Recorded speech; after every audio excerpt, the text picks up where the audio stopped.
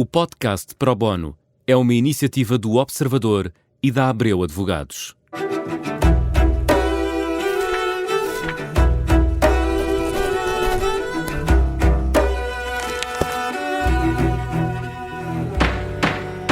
Começa agora mais um Pro Bono, marcou férias, comprou os bilhetes e agora abre o jornal e lê que a Europa está com baixas reservas de combustível de aviação e que há companhias a cancelar milhares de voos. A pergunta que muitos têm é simples: se o meu voo for cancelado por causa disto, sou ou não reembolsado? E é com o advogado João Marcos de Almeida que vamos perceber exatamente o que é que a lei nos garante. Bem-vindo, obrigada por estar connosco. Vamos à primeira dúvida, que é a mais elementar de todas: se o meu voo for cancelado, tenho direito a reembolso? Olá, muito boa tarde. É um prazer estar aqui com o podcast do Observador. São de facto tempos interessantes. Os voos, as companhias aéreas, a indústria aérea é especialmente vulnerável a estas questões geopolíticas, geoestratégicas. É uma economia mundial, mas as companhias aéreas fazem um planeamento a médio e longo prazo. E, portanto, em termos de estoques de combustíveis e compra de combustíveis, normalmente têm um planeamento de vários meses, até por questões de margens de lucros, questões financeiras e questões de logísticas e operacionais, porque, no fundo, o voo que nós apanhamos é apenas a ponta do iceberg, se podemos chamar assim, de toda uma indústria, uma grande máquina que está no bastidor e que, para nós, passageiros, que apenas apanhamos o avião e chegamos ao nosso destino, normalmente não é visível. Respondendo à questão diretamente, a regra será de que a haver cancelamentos não será exatamente por questões de circunstâncias extraordinárias, que é o requisito que está previsto na lei, no Regulamento Comunitário de Direitos de Passageiros, o 261/2004, porque isso seria um caso apenas em que haja uma falha generalizada de abastecimento de combustíveis. Havendo um aumento de preços e um menor apetite de companhias aéreas para fazer esses voos, em princípio não haverá essa tal circunstância extraordinária. E, portanto, os passageiros, caso houvesse esse cancelamento, poderiam, de facto, reclamar os seus direitos a compensações. Mas a compensações além do reembolso? Há uma indenização? Poderá haver. Há indenizações que estão tabuladas no Regulamento Comunitário, que são de, vou-lhe dizer de cor, espero não me enganar assim ao dar a referência de cor, são 250 euros para voos até 1.500 km, são 400 euros para voos de mais de 1.500 km até 3.500 km e são 600 euros para voos superiores a 3.500 km. Contudo, o que acontece é que as companhias aéreas podem cancelar os voos com 14 dias de antecedência, sem que haja direito a essa compensação, mas aí terão que dar a hipótese de reembolso ou oferecer um voo alternativo ao passageiro. Portanto, são circunstâncias... Portanto, aqui, ser o reembolso ou ser a indenização depende, lá está, da circunstância extraordinária. Certo. A falta de combustível conta como circunstância extraordinária? Será a falta de combustível em si contará, mas serão circunstâncias que penso que são, como o próprio requisito diz, são absolutamente extraordinárias, porque quer dizer, tem que ser uma falha generalizada de abastecimento de combustível. Também para dizer que isto já tem sido debatido também publicamente, os cidadãos e os passageiros podem estar tranquilos, pelo menos a curto prazo, de que não estamos na iminência disso vir a... Ficar sem jeito de voo. Sim, disso vir a acontecer. Repito que as companhias aéreas fazem um planeamento a médio e longo prazo, portanto têm os seus próprios estoques, compram o abastecimento também com alguma antecedência para antecipar subidas de preços de combustível. E, portanto, não é uma situação que se antecipe. Mas temos que ter noção que as companhias aéreas, ao contrário do que a maior parte de nós imagina, funcionam com margens de lucro muito baixas. A margem de lucro média de uma companhia europeia, uma companhia aérea, é de apenas 3,9%. E, de acordo com, penso que os dados de 2024, a margem de lucro por passageiro era de $7,90. Portanto, estamos a falar de margens muito pequenas, que a maior parte das indústrias e dos negócios não trabalham com estas margens. É difícil de sustentar um negócio com base nisto. Também não quero passar a imagem que não é rentável, não é lucrativo, senão obviamente não haveria apetite para as companhias aéreas estarem a funcionar. Mas trabalham, de facto, ao contrário do que nós poderemos imaginar, com margens muito curtas, e isto implica um grande planeamento, um grande esforço de bastidores.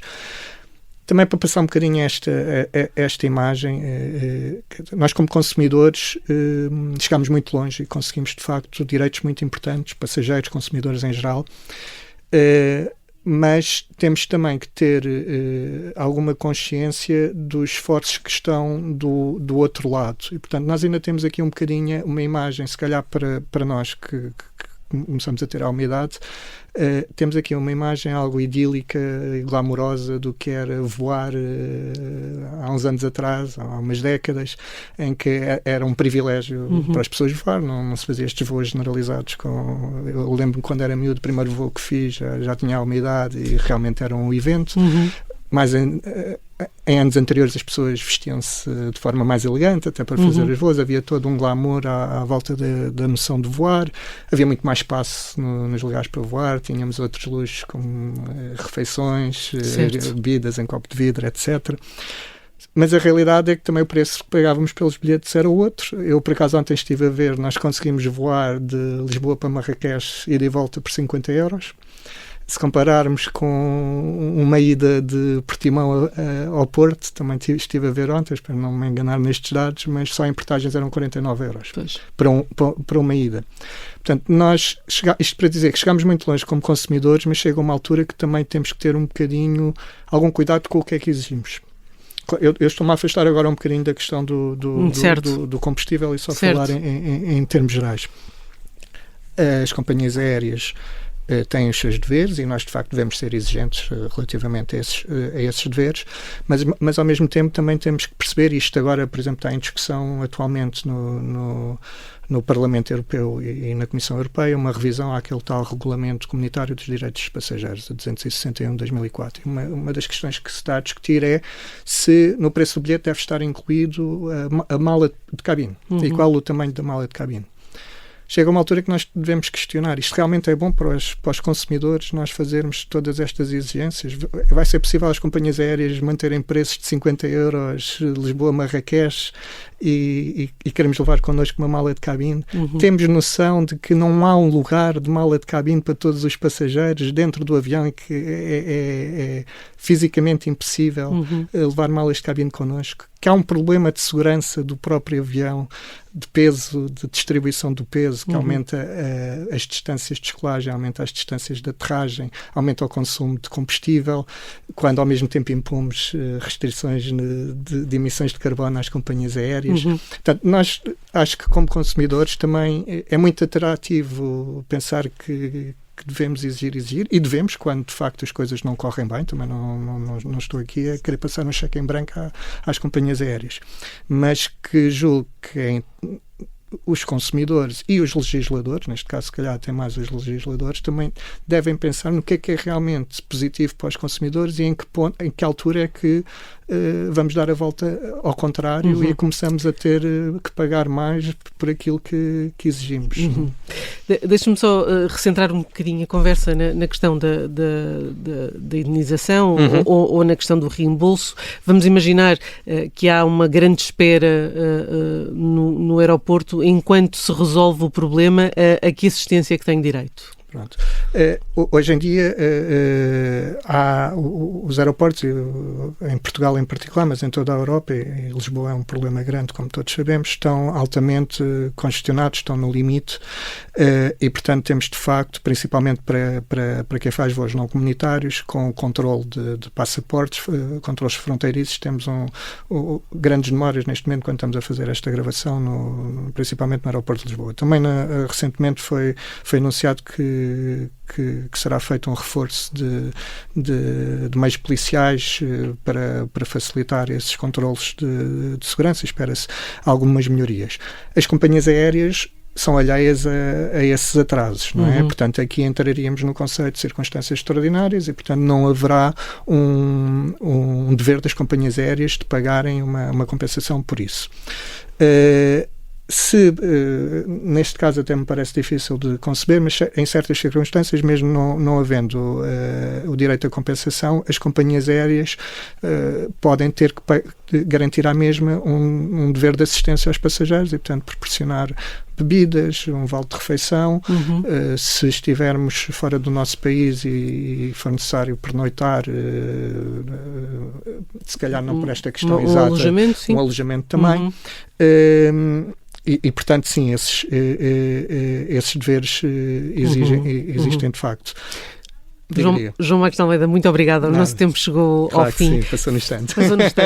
Fica aqui a ideia central. Reembolso, indenização e assistência não são coisas iguais, são coisas diferentes, e a etiqueta de circunstância extraordinária não é um carimbo automático. Mais uma vez, muito obrigada por ter estado connosco. O Pro Bono vai de férias e volta em setembro. Até lá.